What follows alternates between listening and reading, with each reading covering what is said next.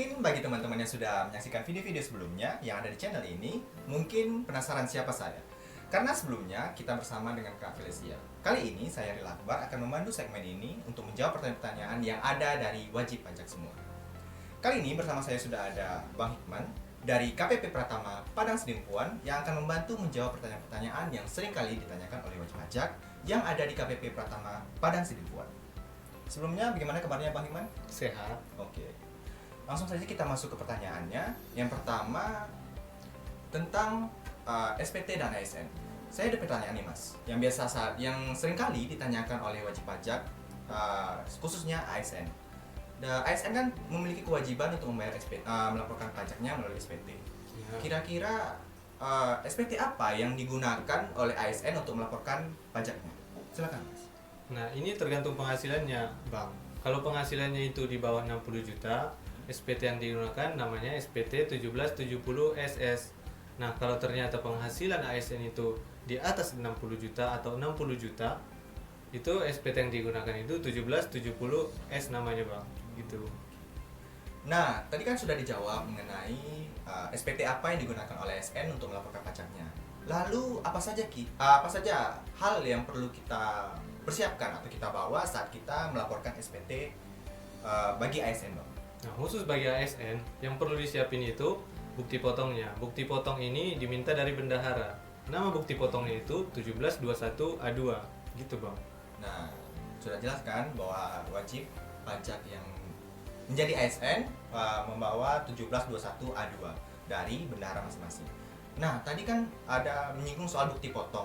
Lalu dalam melaporkan SPT apa saja sih tahapan atau cara untuk kita memindahkan data-data yang dibukti potong ke SPT yang kita miliki, Bang? Nah, Gimana itu, Bang? Nah, untuk cara yang lebih jelasnya bisa dilihat di link deskripsi di video kali ini. Nah, bagi teman-teman semua bisa langsung cek link di bawah yang akan kita lampirkan di bawah nantinya.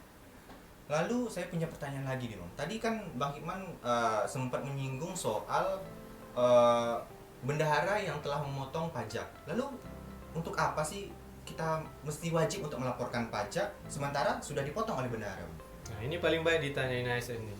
Kita lapor itu sebagai pernyataan bahwa kita sudah menghitung pajak selama setahun.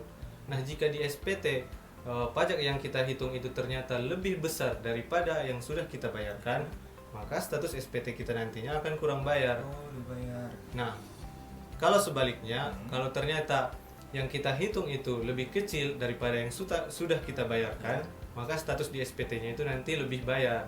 Nah, kalau ternyata antara yang dihitung dan yang dibayar itu sama, maka statusnya akan nihil. Nah, bendahara kan memang sudah menghitungnya, Bang. Iya, betul. Tapi kan dia tidak tahu penghasilan apa saja yang dimiliki oleh pegawai yang bekerja di situ. Makanya betul ya. ASN ini harus lapor. Iya. Begitu, Kadang, Bang. iya. Kadang ASN juga memiliki penghasilan di luar ya, Bang, Iya, yang betul. tidak diketahui bendahara. Iya, bagus sekali.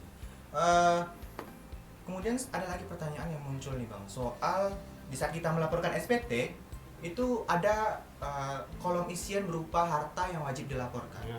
Lalu untuk apa sih kita melaporkan harta dalam pelaporan SPT, Bang? Nah, untuk apa laporin harta?